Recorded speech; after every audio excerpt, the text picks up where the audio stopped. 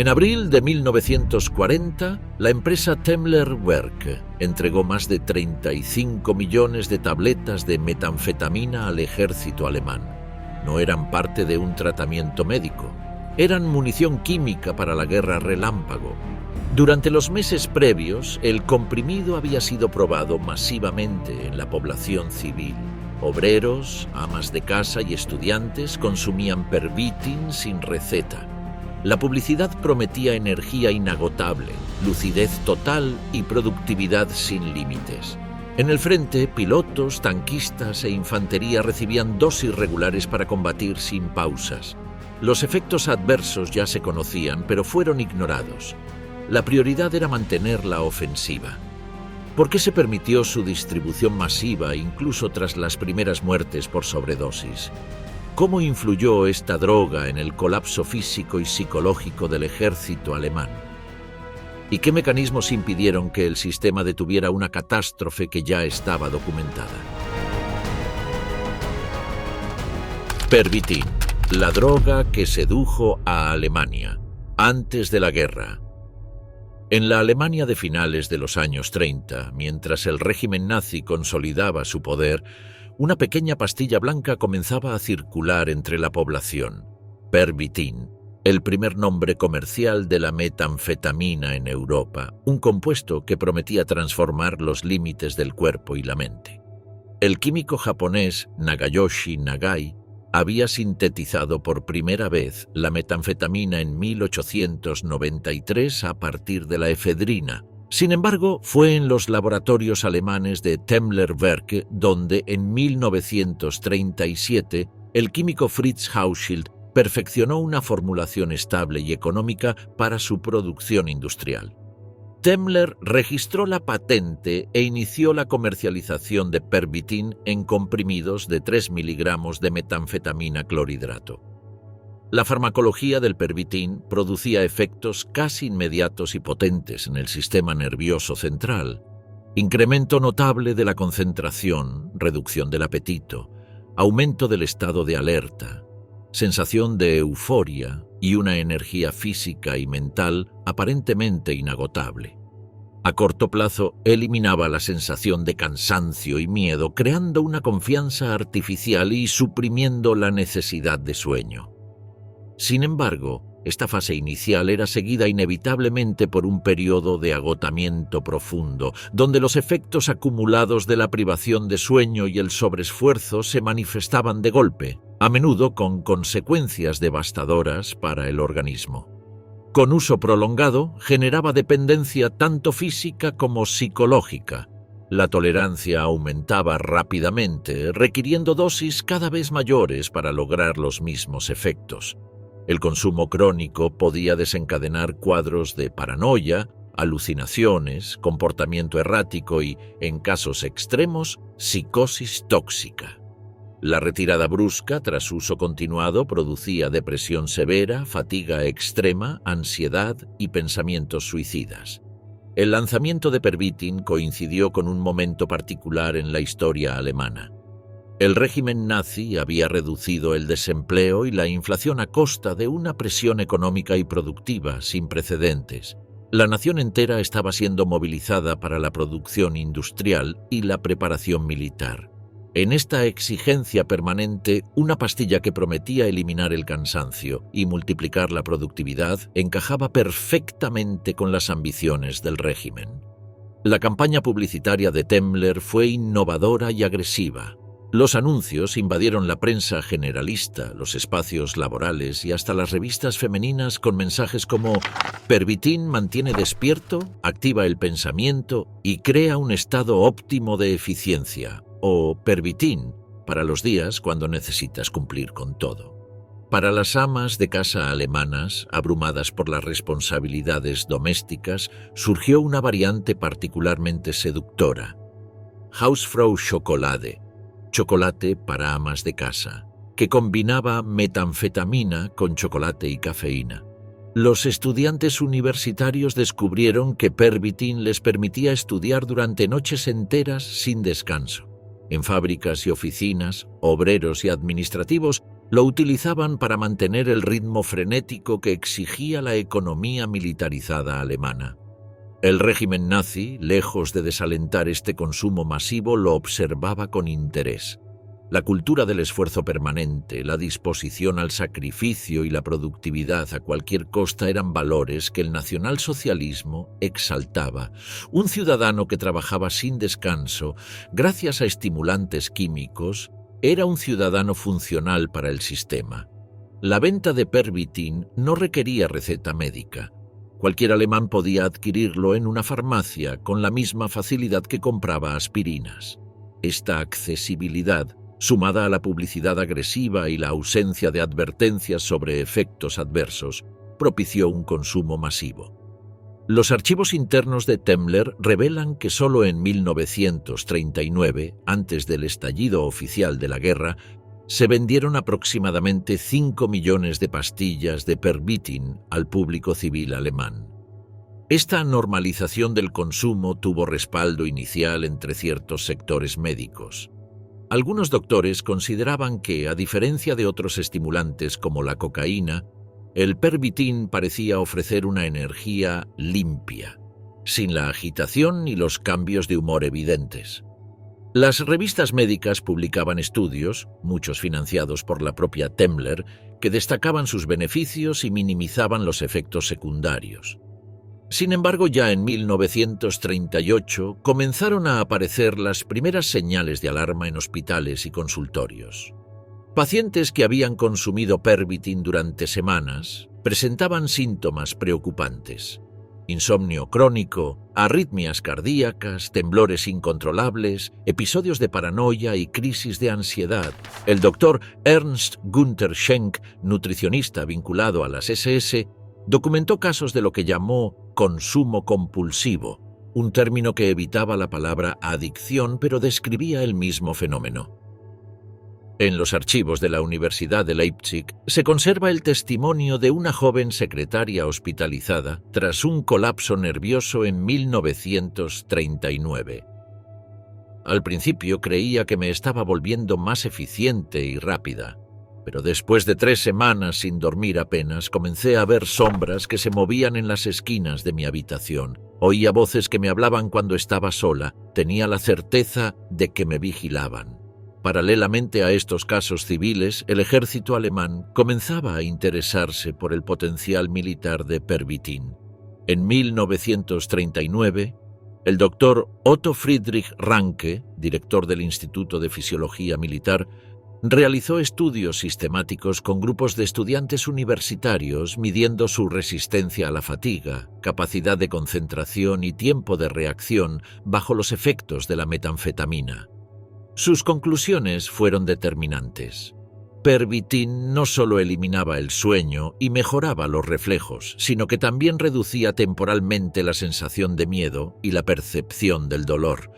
Para un ejército que planeaba una guerra de movimientos rápidos y acciones continuas, estas propiedades resultaban extremadamente valiosas. El contexto ideológico del nazismo favoreció la aceptación de Pervitin. El régimen exaltaba la voluntad de poder, el sacrificio individual por la causa colectiva y un concepto específico del cuerpo, un instrumento al servicio del Estado que debía funcionar con la precisión de una máquina.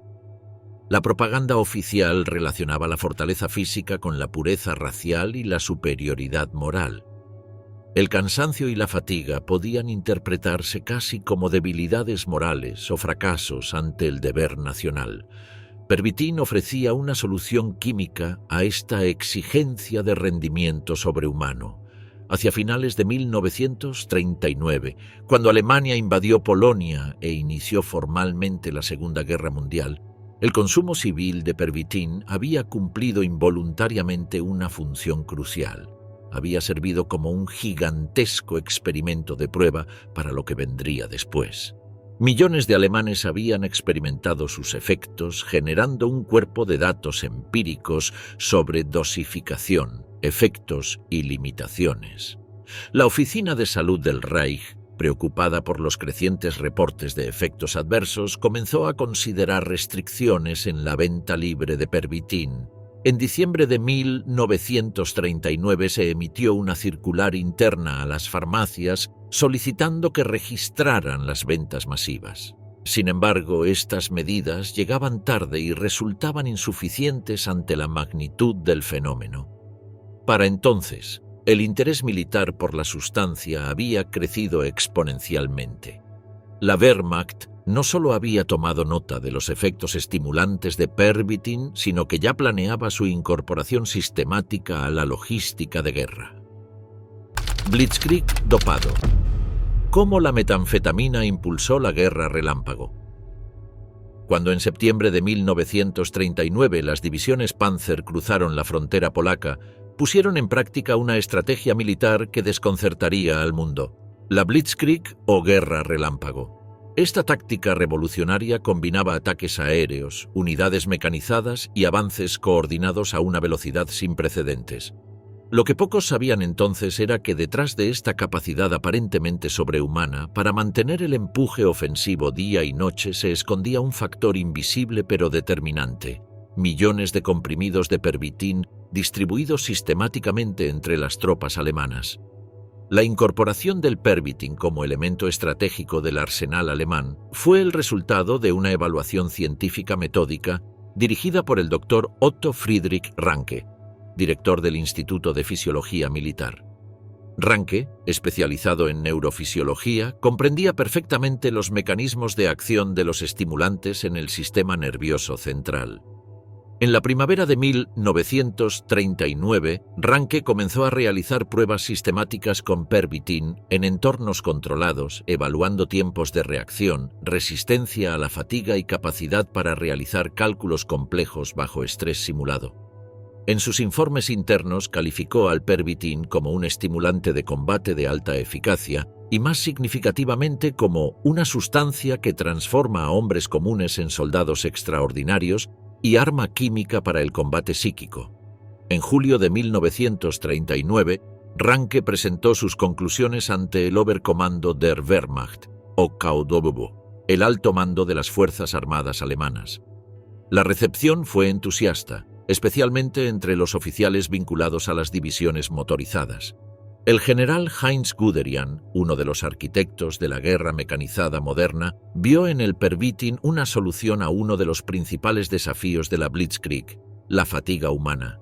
La estrategia de la guerra relámpago dependía de la velocidad y la continuidad de las operaciones. A diferencia de la guerra de posiciones de 1914 a 1918, la nueva doctrina alemana exigía penetraciones profundas, avances continuos y presión ofensiva sin interrupciones. Los vehículos mecanizados podían funcionar mientras tuvieran combustible, pero sus operadores humanos enfrentaban las inevitables limitaciones biológicas: necesidad de sueño, tiempos de recuperación y descensos en la concentración tras horas de combate. Aunque la campaña de Polonia en septiembre de 1939 no requirió el uso masivo de estimulantes debido a la superioridad abrumadora alemana, se realizaron ensayos limitados en unidades específicas. Los pilotos de la Luftwaffe y las tripulaciones de algunos batallones Panzer recibieron pequeñas cantidades de Pervitin para misiones nocturnas o de duración excepcional. Un informe médico interno de la 10ª División Panzer, fechado el 27 de septiembre de 1939, describe cómo una compañía que había recibido Pervitin logró mantener el avance durante 36 horas ininterrumpidas, atravesando terrenos difíciles sin mostrar signos de fatiga significativa. El informe concluía: el uso controlado del estimulante permitió mantener la continuidad operativa en condiciones que de otro modo hubieran requerido rotaciones de personal.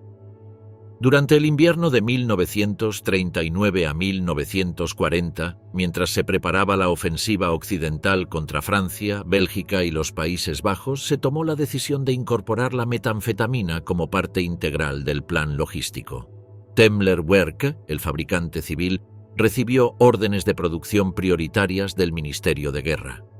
Para abril de 1940, semanas antes del inicio de la ofensiva occidental, Temmler había entregado más de 35 millones de tabletas de Pervitin destinadas exclusivamente al uso militar. La distribución no fue aleatoria. Se priorizaron las unidades de punta, aquellas que debían mantener el impulso ofensivo inicial y penetrar profundamente en territorio enemigo. El protocolo de administración era simple pero estricto. Cada soldado de las unidades prioritarias recibía 2 comprimidos de Pervitin al iniciar operaciones que se preveían prolongadas. Podían administrarse dosis adicionales cuando las circunstancias exigían extender la actividad más allá de las 24 horas. Las tabletas venían en pequeños botes metálicos, etiquetados como Tabletten zur Leistungssteigerung, tabletas para aumentar el rendimiento. Entre los soldados, el Pervitin adquirió rápidamente nombres informales. Los pilotos lo llamaban Stuka-Tabletten, en referencia a los bombarderos en picado Junkers Ju-87. Las tripulaciones de tanques lo apodaron Panzerschokolade, chocolate para tanquistas, mientras que la infantería usaba términos como Wunderpillen, píldoras maravillosas, o simplemente Hermann Göring-Pillen. El momento definitivo para evaluar la eficacia militar del Pervitin llegó en mayo de 1940 con el inicio de la ofensiva occidental. El plan alemán, que sorprendió a los estrategas aliados, contemplaba un avance masivo a través de las Ardenas, un área boscosa y accidentada considerada por los franceses como prácticamente impenetrable para formaciones mecanizadas. Las divisiones Panzer asignadas a la penetración inicial recibieron suministros especiales de metanfetamina. Durante los 3 primeros días de la ofensiva realizaron un avance prácticamente ininterrumpido. Las tripulaciones operaban en turnos mínimos, mantenidas en estado de alerta artificial mediante dosis regulares de Pervitin. Los conductores de tanques y vehículos de apoyo logístico avanzaban día y noche, siguiendo estrechas carreteras forestales, con una concentración que sorprendió incluso a sus propios oficiales. Un comandante de batallón Panzer escribió en su diario de operaciones: «Nuestros hombres llevan 48 horas sin dormir propiamente, y sin embargo la precisión en la conducción y el tiro no ha disminuido significativamente. El método de estimulación química está demostrando una eficacia táctica indiscutible. El resultado fue una penetración relámpago que superó todas las expectativas. En apenas 3 días, las divisiones Panzer habían atravesado completamente las Ardenas y alcanzaban las orillas del río Mosa, cerca de Sedan. La velocidad del avance fue tal que las unidades de reconocimiento francesas apenas podían informar de una penetración en un punto cuando los blindados alemanes ya habían avanzado decenas de kilómetros más. La batalla de Francia, que los estrategas aliados habían previsto como una repetición prolongada de la Primera Guerra Mundial, se decidió en cuestión de semanas. Las divisiones Panzer, funcionando en un estado de actividad artificial sostenido por metanfetaminas, realizaron penetraciones tan profundas que llegaron a amenazar los puertos del canal antes de que el grueso de las fuerzas anglo-francesas pudiera reorganizar sus defensas. A pesar de las advertencias de algunos médicos militares que comenzaban a registrar efectos preocupantes, la evaluación general del alto mando fue positiva. La velocidad y profundidad del avance alemán habían superado todas las previsiones, creando un pánico estratégico en el comando aliado. La continuidad operativa, sostenida en gran medida por el uso sistemático de Pervitin, era considerada un factor decisivo en este éxito. El doctor Otto Ranke elaboró un informe triunfal para el alto mando del ejército en julio de 1940, tras la rendición francesa, donde afirmaba: «La guerra moderna ha incorporado definitivamente la dimensión farmacológica. La capacidad para mantener la operatividad continua de las unidades de punta mediante estimulación controlada ha demostrado ser un factor multiplicador de la eficacia táctica. Recomendamos firmemente la integración permanente del compuesto Pervitin en la planificación logística de operaciones futuras, especialmente aquellas que requieran penetraciones profundas y movimiento continuo». Lo que Ranke no enfatizaba eran los crecientes indicios de efectos secundarios significativos.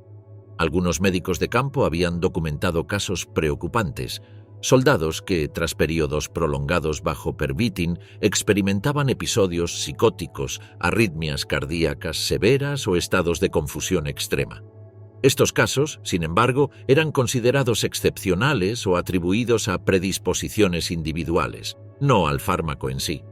A nivel más profundo, el uso militar de metanfetaminas revelaba un aspecto inquietante de la mentalidad nazi. La visión mecanicista del cuerpo humano como un instrumento al servicio del Estado que podía y debía ser optimizado químicamente para maximizar su eficacia operativa.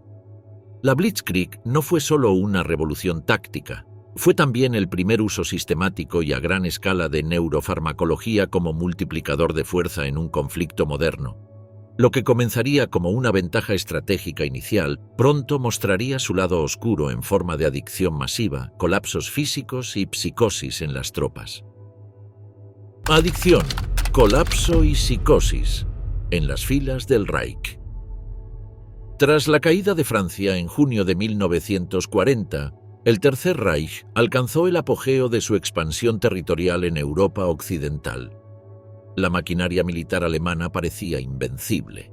Sin embargo, esta invencibilidad comenzaba a mostrar grietas internas, invisibles para los observadores externos, pero cada vez más evidentes para los oficiales médicos de la Wehrmacht. Los primeros informes sistemáticos sobre problemas relacionados con el consumo prolongado de Pervitin comenzaron a llegar al alto mando a finales del verano de 1940. El doctor Helmut Unger, teniente médico asignado a un hospital de campaña en la Francia ocupada, compiló observaciones sobre soldados que habían recibido dosis regulares durante la ofensiva de mayo-junio. Su informe describía un patrón alarmante que denominó fase de desintegración psicofísica.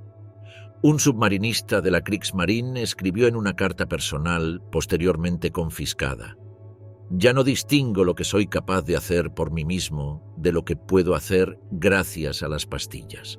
Sin ellas me siento lento, estúpido, vulnerable. Temo que sin el Pervitin no seré el marinero que debo ser, no seré lo suficientemente rápido, lo suficientemente alerta, y eso podría costar la vida a mis camaradas». Esta dependencia psicológica se combinaba con una tolerancia farmacológica creciente. Los usuarios regulares necesitaban dosis cada vez mayores para experimentar los mismos efectos. Cuando la administración se interrumpía, aparecían síntomas de abstinencia severos: depresión profunda, agotamiento paralizante, ideación suicida, ansiedad incontrolable y, en casos extremos, impulsos violentos. El doctor Gunther Weitbrecht, psiquiatra militar, documentó un incidente particularmente perturbador en el 2º Batallón de Infantería Ligera. 2 soldados que habían recibido Pervitin regularmente atacaron violentamente a su sargento cuando éste les informó que no quedaban existencias disponibles. Uno mordió a un compañero que intentó intervenir, mientras que el otro destrozó su fusil contra el suelo, afirmando que contenía micrófonos ocultos que transmitían sus pensamientos al enemigo.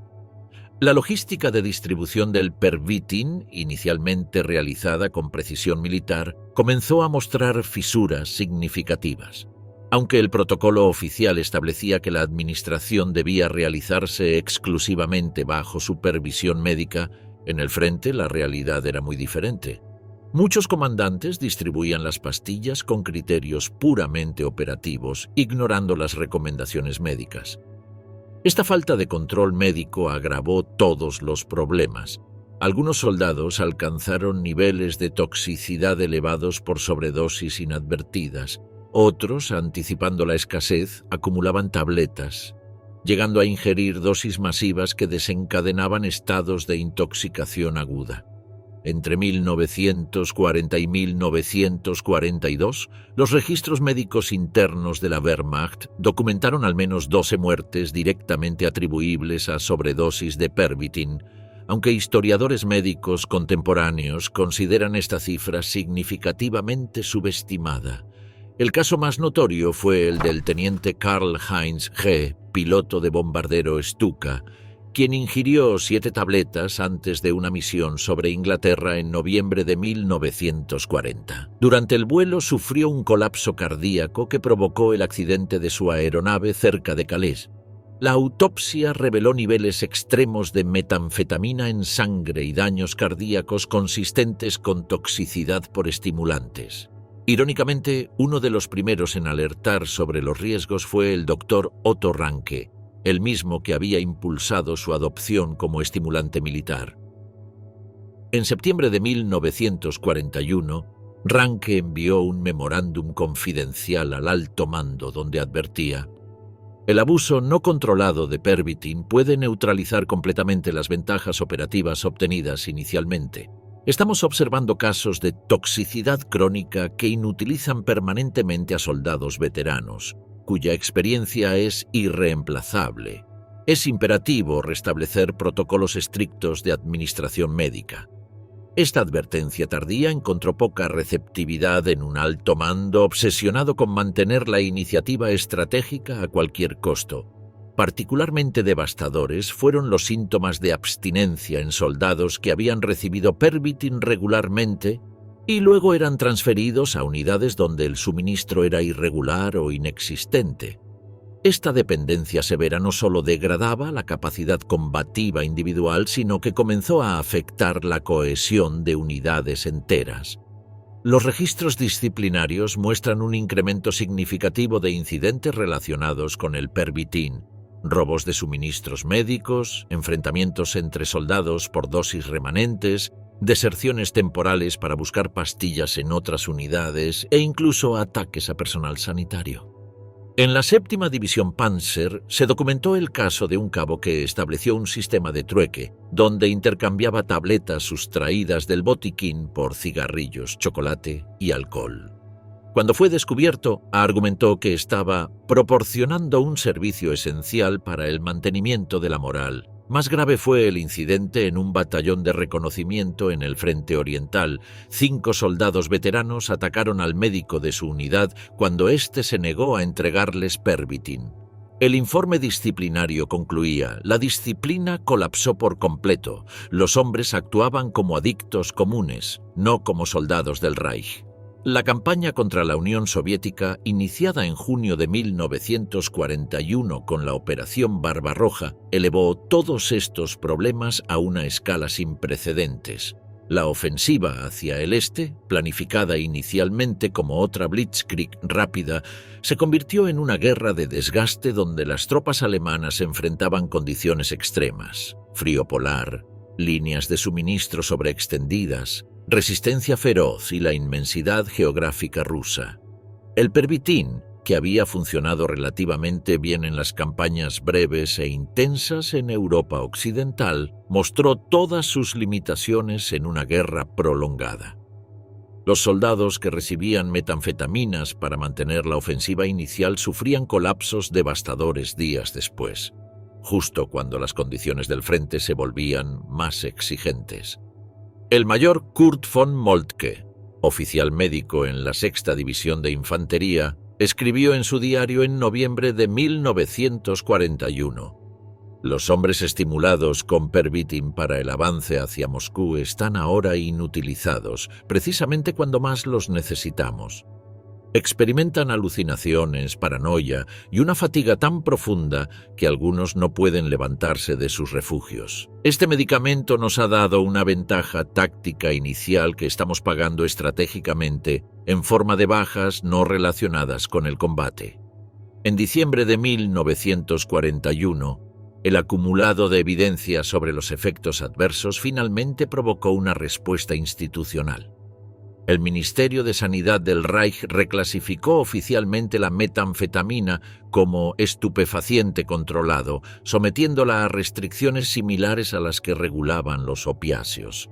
Esta medida administrativa, sin embargo, llegaba tarde y resultaba prácticamente inaplicable en las condiciones caóticas del frente, especialmente en Rusia. El doctor Leonardo Conti, secretario de Salud Pública del Reich, emitió en febrero de 1942 un memorándum donde reconocía implícitamente la gravedad del problema.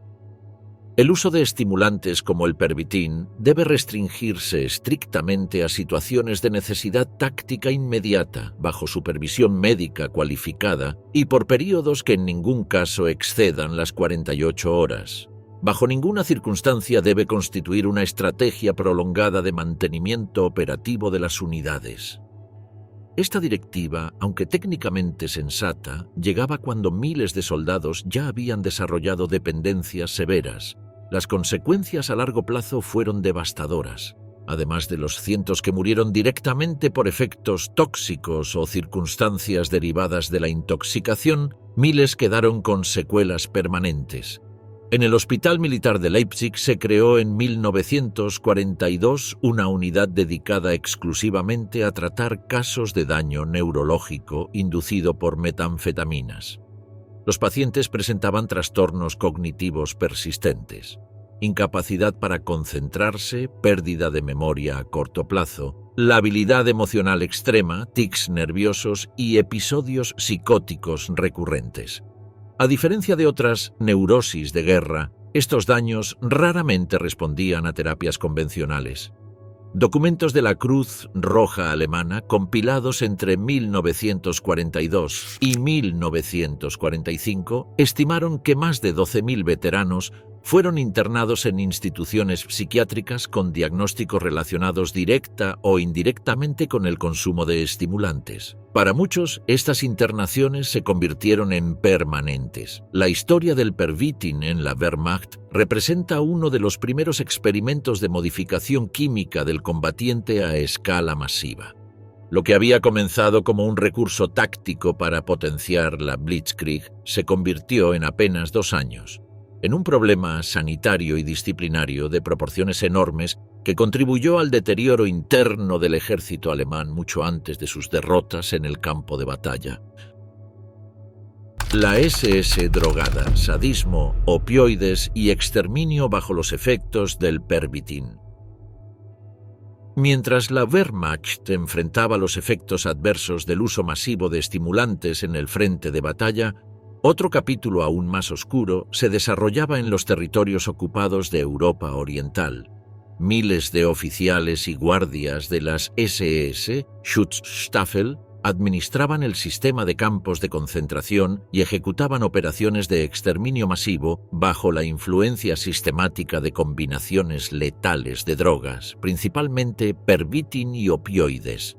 La Schutzstaffel o SS no era un cuerpo militar convencional. Fundada originalmente como guardia personal de Hitler, evolucionó bajo el liderazgo de Heinrich Himmler hasta convertirse en el núcleo ideológico y operativo del aparato de terror nazi.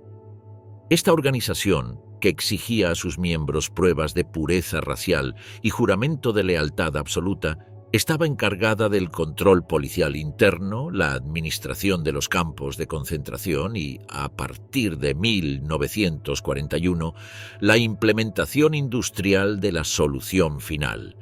Lo que distinguía a las SS era su combinación de fanatismo ideológico y eficiencia burocrática.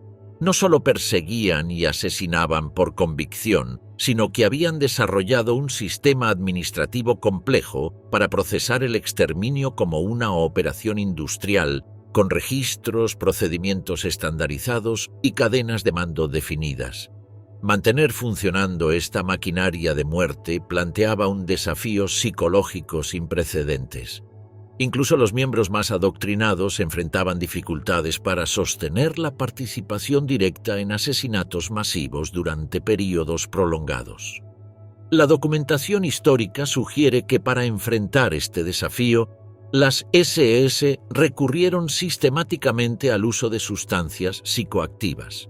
Los informes médicos internos del SS Sanitätsamt, Departamento Médico de las SS, revelan que, hacia 1942, aproximadamente un tercio de los oficiales destinados a campos de concentración y unidades de ejecución, Einsatzgruppen, consumían regularmente algún tipo de sustancia psicoactiva. A diferencia de la Wehrmacht, donde el Pervitin se utilizaba primordialmente para combatir la fatiga física, en las SS el patrón de consumo respondía a necesidades más complejas: bloquear la empatía natural, facilitar la desconexión emocional necesaria para las tareas de exterminio y gestionar el estrés traumático derivado de la participación en atrocidades sistemáticas. El Pervitin y los opioides se utilizaban de forma complementaria, creando lo que algunos médicos de las SS denominaron equilibrio químico operativo. La metanfetamina proporcionaba energía física, reducía las inhibiciones morales y generaba un estado de hiperactivación que facilitaba la ejecución de órdenes sin cuestionamientos. Los opioides, principalmente morfina y derivados sintéticos, inducían un estado de distanciamiento emocional, reducían la ansiedad y bloqueaban parcialmente la formación de memorias traumáticas. Este uso deliberado de sustancias para facilitar el exterminio representa una de las manifestaciones más perversas de la instrumentalización farmacológica nazi. No se trataba ya de potenciar la capacidad combativa de soldados convencionales, sino de crear verdugos químicamente modificados, capaces de matar sin límites físicos ni barreras psicológicas. La perversión de la ciencia médica alcanzó su expresión más abyecta en los experimentos con drogas realizados en los campos de concentración. En Auschwitz, bajo la supervisión de médicos como Karl Klauberg y Eduard Wirtz, se llevaron a cabo experimentos sistemáticos para determinar los límites de resistencia humana bajo diferentes combinaciones de drogas, privación sensorial y estrés físico extremo. Algunos prisioneros recibían dosis elevadas de Pervitin y luego eran sometidos a pruebas de resistencia física hasta el colapso total. Otros eran mantenidos despiertos mediante estimulantes durante periodos que podían extenderse más allá de una semana. En Dachau, el médico SS Sigmund Rascher desarrolló experimentos que combinaban exposición a temperaturas extremas con administración de estimulantes. Prisioneros eran sumergidos en tanques de agua helada hasta aproximarse a la hipotermia fatal. Luego algunos recibían inyecciones de Pervitin para determinar si los estimulantes podían revertir el colapso hipotérmico. La práctica totalidad de estos experimentos terminaba con la muerte de los sujetos, ya fuera por los efectos directos de las drogas, por colapso orgánico o por ejecución posterior para realizar estudios post-mortem. La documentación médica de estos crímenes, con la precisión técnica propia de informes científicos, revela hasta qué punto la ideología nazi había deshumanizado completamente a sus víctimas. En la operatividad diaria de los campos, el consumo de drogas jugaba un papel sistemático. Los guardianes y oficiales responsables de supervisar ejecuciones masivas, selecciones para las cámaras de gas e interrogatorios con tortura, recibían regularmente dosis de Pervitin, complementadas con alcohol y en muchos casos opiáceos. En Majdanek, un guardia identificado como SS Rotenführer Hans Dublow fue apartado temporalmente tras sufrir un episodio psicótico durante una guardia nocturna en otoño de 1943. Según el informe interno, abrió fuego contra su propia sombra proyectada por los reflectores del perímetro, convencido de que se trataba de un infiltrado. Luego intentó escalar la alambrada electrificada, afirmando que los árboles del bosque le estaban dando órdenes. Tras ser reducido, fue trasladado a un hospital militar donde se le diagnosticó psicosis tóxica aguda por abuso de estimulantes. Particularmente alarmante fue un incidente en el campo de Stutthof en diciembre de 1943. 4 guardias SS que habían consumido dosis masivas de Pervitin organizaron una selección no autorizada entre los prisioneros del bloque de enfermería. Ejecutaron a más de 40 internos, principalmente ancianos y enfermos, alegando que estaban planeando una insurrección. Las investigaciones posteriores determinaron que no existía indicio alguno de tal plan. Los guardias habían actuado impulsados por alucinaciones paranoides inducidas por la intoxicación. El comandante del campo, al reportar el incidente, solicitó mayor control en la dispensación de estimulantes al personal de guardia. Esta solicitud refleja una realidad inquietante. Para 1943, el consumo disfuncional de drogas entre el personal de los campos de concentración había alcanzado niveles que comenzaban a interferir con la propia eficiencia del proceso de exterminio. El ritmo creciente de las deportaciones y ejecuciones masivas, especialmente a partir de 1943, hacía prácticamente imposible implementar medidas de control efectivas. Para entonces, muchos oficiales y guardias SEE ya no podían funcionar sin sus dosis regulares de estimulantes y sedantes. Los archivos del Hospital Psiquiátrico Militar de Göttingen, reabiertos y estudiados por historiadores médicos después de la guerra, revelaron que entre 1944 y 1946 fueron ingresados al menos 170 antiguos oficiales de las SS con diagnósticos directamente relacionados con abuso crónico de sustancias. Muchos habían estado asignados a campos de concentración y unidades de ejecución. Uno de estos casos fue el del doctor Hans Munch, médico de las SS en Auschwitz, quien desarrolló durante su servicio en el campo un patrón severo de dependencia a la morfina y al Pervitin. Tras la liberación fue internado brevemente con un diagnóstico de trastorno amnésico inducido por fármacos, caracterizado por pérdidas significativas de memoria y desorientación. La combinación de fanatismo ideológico, poder absoluto y alteración química continuada creó en los campos de exterminio un entorno donde la brutalidad alcanzaba niveles difícilmente imaginables. Guardias y oficiales bajo los efectos de metanfetaminas podían permanecer despiertos durante días, supervisando ejecuciones continuas sin mostrar signos de fatiga o angustia moral.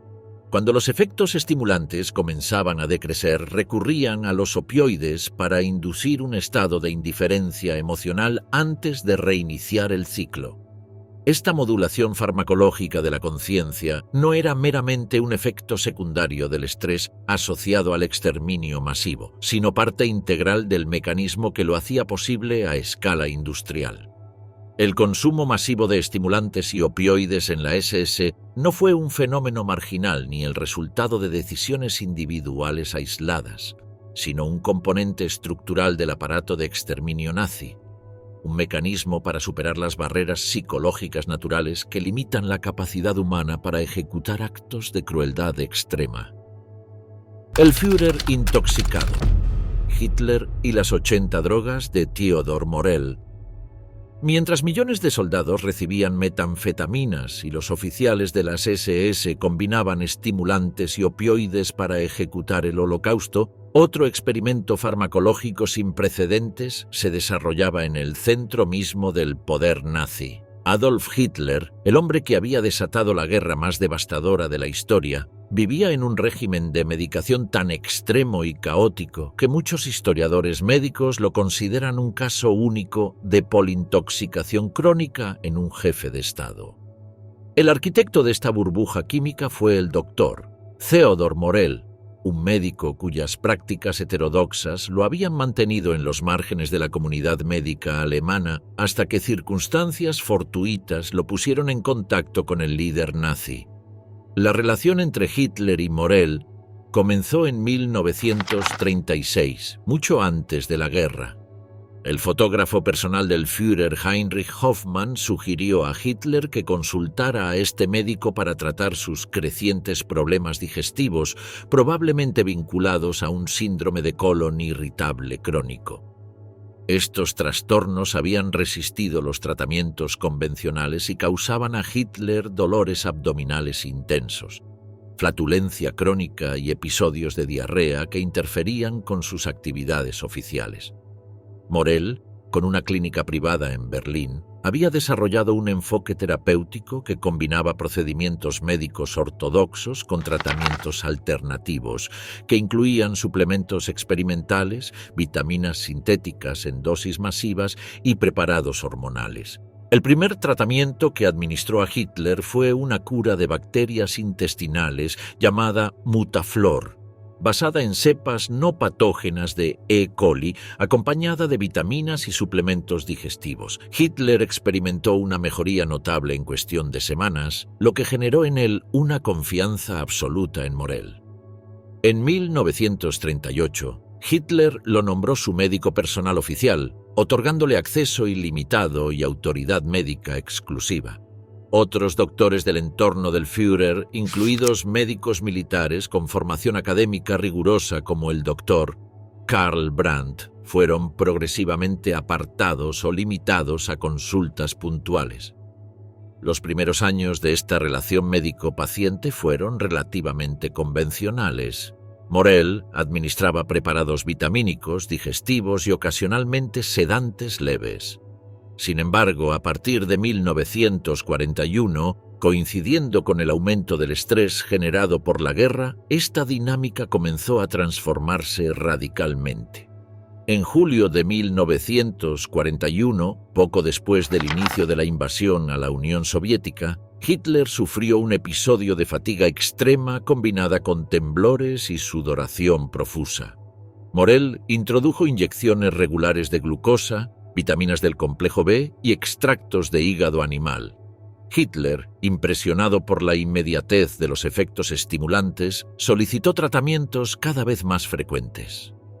Este fue el inicio de un patrón que se intensificaría durante los 4 años siguientes.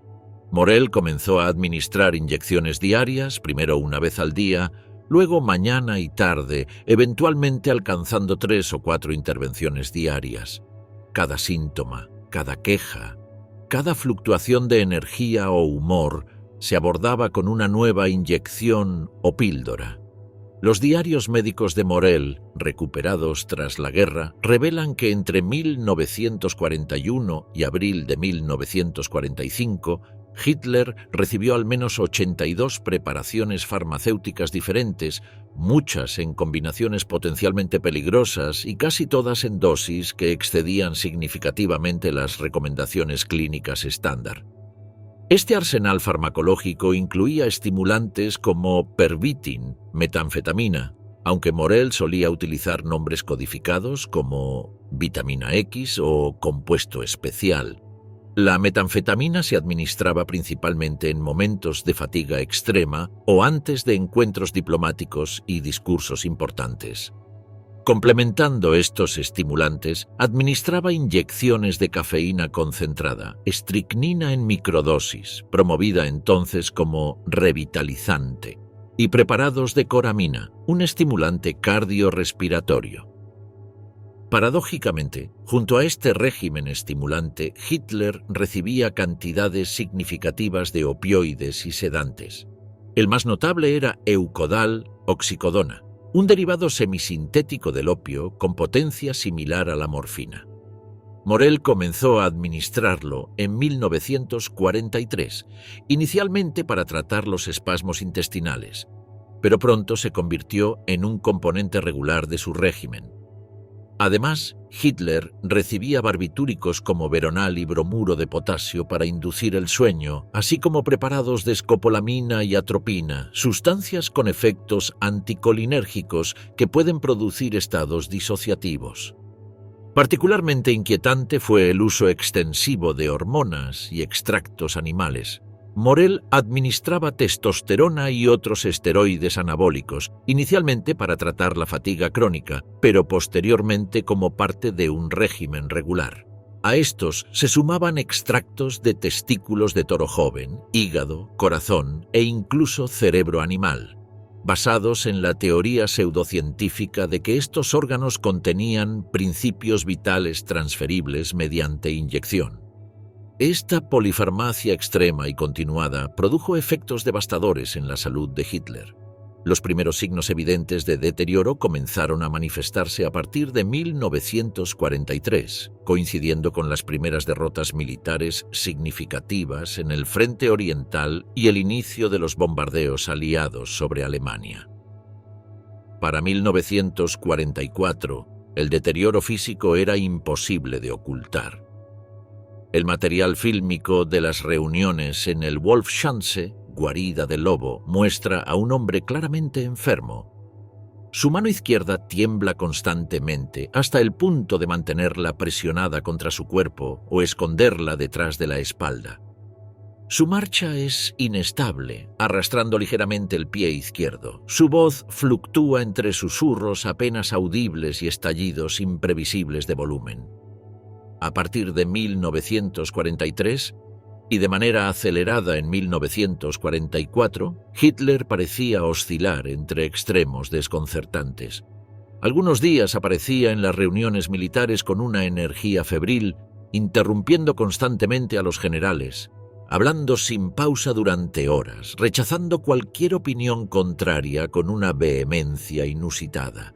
Otros días parecía un hombre completamente diferente, apático, con la mirada perdida, apenas capaz de mantener el hilo de las conversaciones. En estas ocasiones podía permanecer en silencio durante horas como ausente para luego animarse súbitamente tras recibir una de las frecuentes inyecciones del doctor Morell. Durante los últimos 2 años, el Führer no podía comenzar ninguna actividad sin recibir primero su inyección matutina. Temblaba visiblemente hasta que la aguja entraba en su brazo. Solía decirme: «Lin, sabes que no puedo funcionar sin mi medicina». Las sesiones con Morell se volvieron más frecuentes. A veces el doctor entraba hasta 4 o 5 veces al día con su maletín. El deterioro neurológico de Hitler ha sido objeto de intenso debate médico.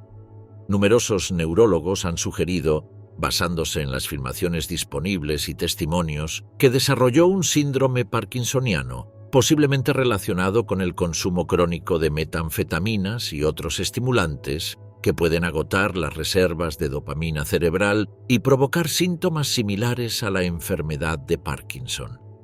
El ejemplo más notorio fue su decisión de prohibir categóricamente la retirada del sexto ejército atrapado en Stalingrado en el invierno de 1942-43, condenando a más de 200.000 soldados alemanes a la muerte o cautiverio soviético.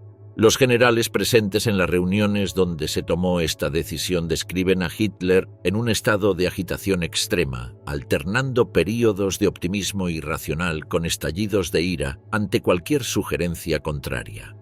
El general Heinz Guderian, jefe del Estado Mayor General en los últimos años de la guerra, dejó constancia en sus memorias de cómo las reuniones estratégicas se habían vuelto prácticamente imposibles. El Führer ya no tomaba decisiones basadas en análisis lógicos o evaluaciones objetivas de la situación militar.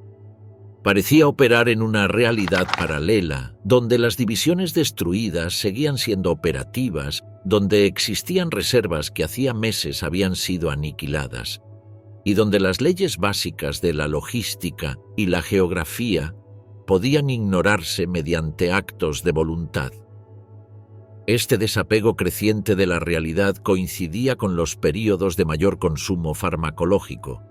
Según testimonios de oficiales presentes en las reuniones militares, Hitler solía recibir inyecciones de Morell justo antes de las sesiones estratégicas importantes, aparentemente para mantener la alerta y la energía.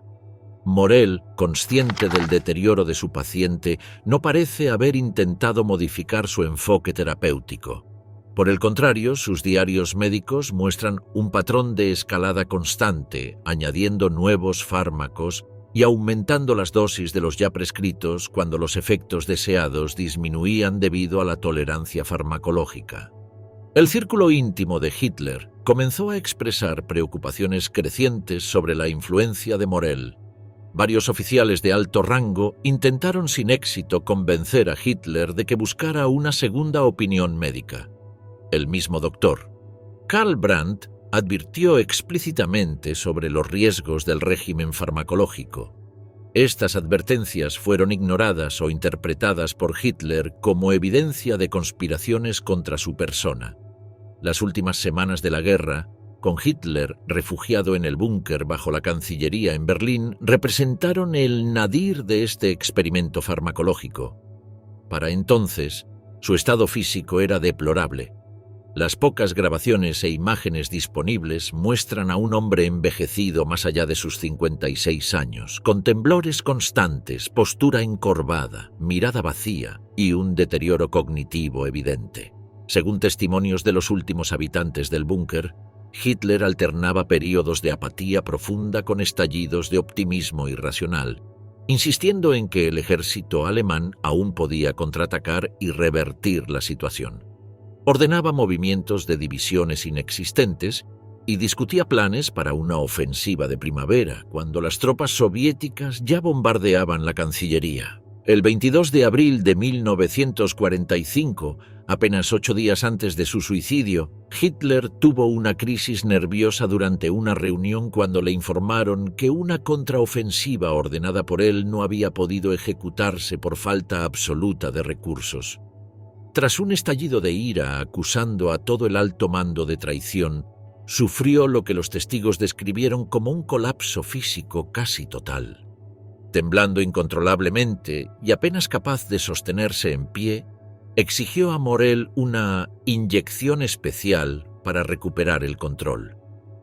Poco después, Hitler despidió a Morell del búnker, supuestamente porque sus manos temblorosas ya no podían administrar inyecciones con precisión.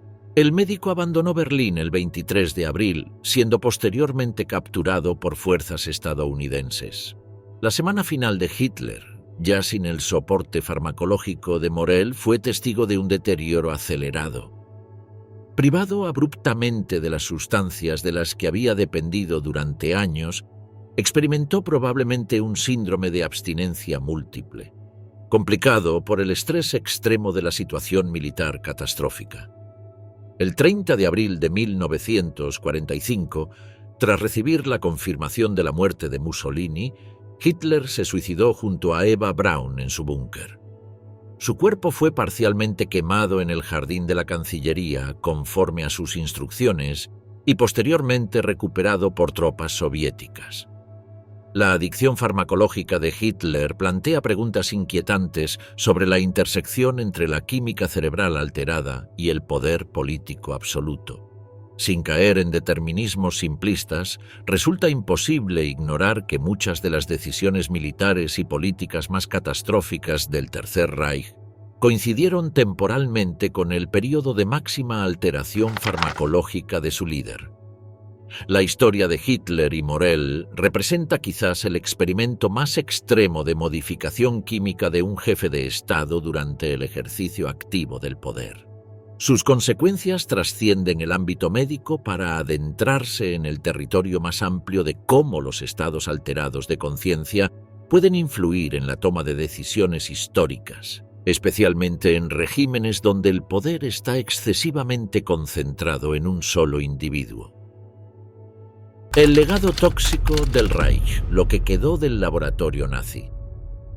Cuando las fuerzas aliadas penetraron finalmente en el corazón del Tercer Reich en la primavera de 1945, descubrieron horrores que desafiaban la comprensión humana.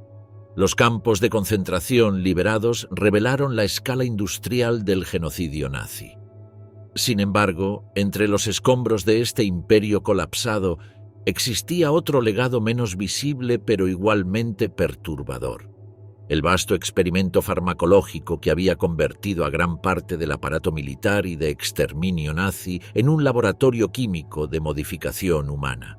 Este legado, a diferencia de los campos o las armas, no podía ser simplemente desmantelado. Consistía en conocimientos, técnicas, compuestos y datos que sobrevivirían a la caída del régimen que los había desarrollado, planteando preguntas inquietantes sobre la ética científica, la responsabilidad médica y los límites de la intervención química en el ser humano durante las décadas siguientes. Los investigadores militares aliados fueron los primeros en enfrentar este legado. Al examinar documentos confiscados, encontraron evidencia de un uso de estimulantes sin precedentes. Los registros de Temmler-Werke mostraban la producción y distribución de más de 35 millones de tabletas de Pervitin para la campaña de Francia en 1940, con cifras similares para operaciones posteriores. Para los servicios de inteligencia aliados, estos hallazgos representaban un recurso estratégico potencial. En la Guerra Fría, el conocimiento farmacológico nazi constituía un activo que podía ser explotado o, peor aún, adquirido por el bloque soviético. Esta preocupación pragmática impulsó operaciones como Paperclip, mediante la cual la inteligencia estadounidense reclutó a más de 1.600 científicos, técnicos y médicos alemanes, incluidos algunos vinculados al régimen nazi.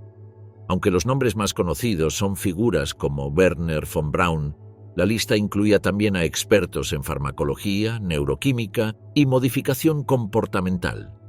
El caso del Dr. Kurt Blom es particularmente ilustrativo. Durante el régimen nazi, Blome había dirigido el programa de investigación de guerra biológica y participado en experimentos con compuestos neurotóxicos en prisioneros. A pesar de ser procesado en Nuremberg, fue absuelto por falta de evidencia concluyente. Muchos documentos habían sido destruidos. Y posteriormente contratado como consultor por Camp Detrick, el Centro de Investigación de Guerra Biológica del Ejército estadounidense. Mientras tanto, la metanfetamina, principal componente del Pervitin, no desapareció con la caída del Reich. Por el contrario, experimentó una transformación comercial y una expansión geográfica que la llevaría a nuevos mercados bajo nombres diferentes.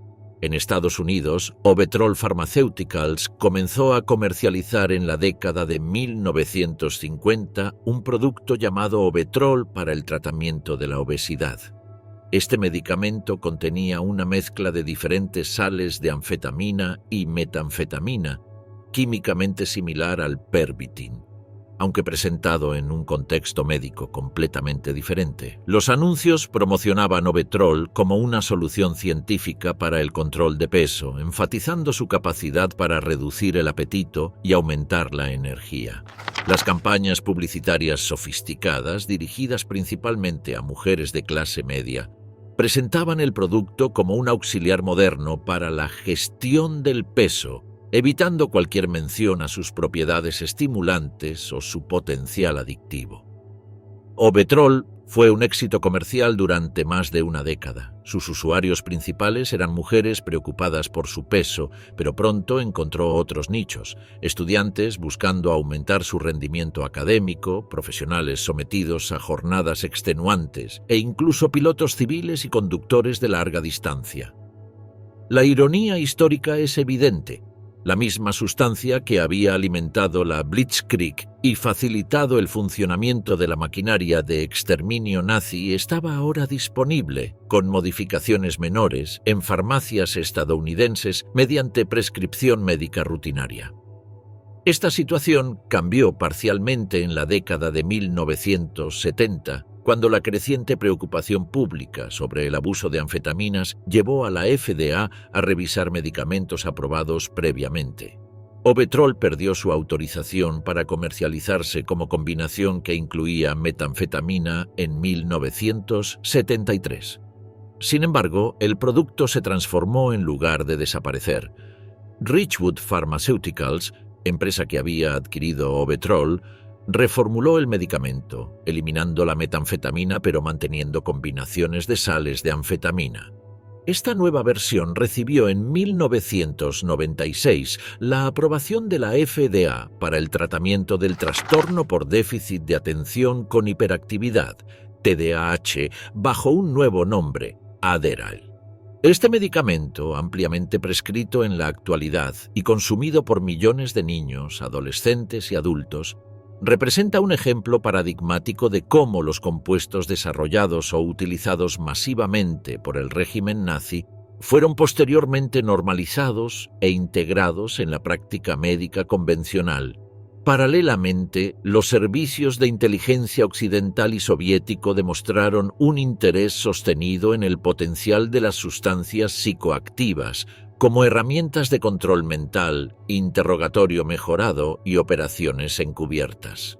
Muchos de estos programas se inspiraron directa o indirectamente en la experiencia farmacológica nazi.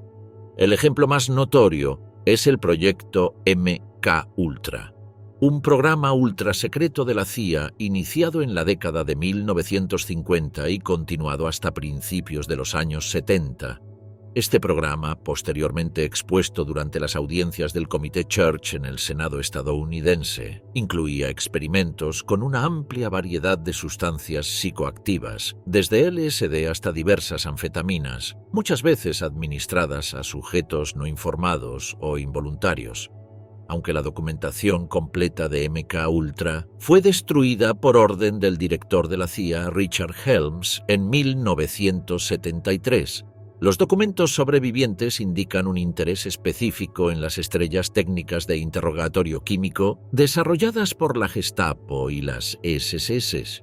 Algunos científicos reclutados bajo la operación Paperclip actuaron como consultores en aspectos del programa, Es importante subrayar que el uso militar de estimulantes no fue una práctica exclusiva del Tercer Reich. Durante la Segunda Guerra Mundial, tanto Gran Bretaña como Estados Unidos y Japón experimentaron con anfetaminas en personal militar seleccionado, principalmente pilotos y unidades de operaciones especiales. La diferencia radicaba en la escala y sistematización. Mientras los aliados utilizaron estimulantes de manera selectiva y limitada, la Alemania nazi los había incorporado como componente estructural de su estrategia militar, distribuyéndolos masivamente incluso a unidades de infantería regular. Lo que había comenzado como una innovación farmacológica nazi se había convertido, tras sucesivas adaptaciones y recontextualizaciones, en una práctica militar estandarizada, implementada con mayores controles médicos y restricciones éticas. Más allá del ámbito militar, el legado farmacológico del Tercer Reich plantea preguntas fundamentales sobre la ética de la ciencia y la responsabilidad histórica. Muchos de los datos sobre efectos farmacológicos, límites de toxicidad y patrones de adicción que fundamentan la comprensión científica actual de las metanfetaminas se originaron, al menos parcialmente, en observaciones realizadas durante su uso masivo bajo el régimen nazi. Esta realidad incómoda ha sido largamente ignorada o minimizada en la literatura médica y farmacológica. Los textos académicos que describen la farmacociéntica o los efectos neurológicos de las anfetaminas raramente mencionan este capítulo histórico, prefiriendo citar estudios clínicos modernos realizados en condiciones controladas. Sin embargo, como han señalado historiadores de la medicina como Robert J. Lifton y Arthur Kaplan, esta amnesia selectiva plantea problemas éticos significativos. Cuando los conocimientos derivados de prácticas éticamente indefendibles se incorporan silenciosamente al corpus científico aceptado, se produce una forma de complicidad retrospectiva. Esta instrumentalización plantea preguntas inquietantes que trascienden el contexto histórico nazi. ¿Dónde residen los límites éticos de la modificación química del comportamiento, sea con fines militares, laborales o sociales? ¿Qué distingue fundamentalmente a un soldado de la Wehrmacht que recibía Pervitin para mantener la ofensiva de un ejecutivo contemporáneo que consume estimulantes para mantener su rendimiento durante jornadas extenuantes? La respuesta fácil, que el primero servía a un régimen genocida mientras que el segundo opera en una economía democrática de mercado, resulta insuficiente desde una perspectiva ética profunda. En ambos casos, la química cerebral es alterada para superar límites biológicos naturales y optimizar el rendimiento según criterios externos al bienestar integral del individuo. Este paralelismo no pretende establecer una equivalencia moral entre situaciones históricas radicalmente diferentes, sino subrayar cómo ciertos patrones de instrumentalización farmacológica han sobrevivido al colapso del régimen que los implementó. El caso del Pervitin ilustra también la compleja relación entre innovación farmacéutica y sociopolítica. Los mismos compuestos que pueden funcionar como medicamentos terapéuticos en un entorno clínico controlado pueden transformarse en herramientas de destrucción cuando son instrumentalizados por ideologías totalitarias o aplicados sin restricciones éticas. El Pervitin, como compuesto específico, ha desaparecido de los formularios farmacéuticos modernos. Sin embargo, su legado, la idea del cuerpo humano como una máquina cuyo rendimiento puede y debe ser químicamente optimizado, sigue profundamente arraigado en diversos ámbitos contemporáneos, desde la medicina hasta los deportes de élite, desde la educación competitiva hasta la cultura corporativa. Esta persistencia silenciosa de un patrón de pensamiento que se radicalizó bajo el régimen nazi constituye quizás el aspecto más inquietante de toda esta historia. Lo que comenzó como un experimento extremo ha sido normalizado, fragmentado y distribuido en múltiples ámbitos de la vida contemporánea, haciéndose menos visible pero no menos influyente.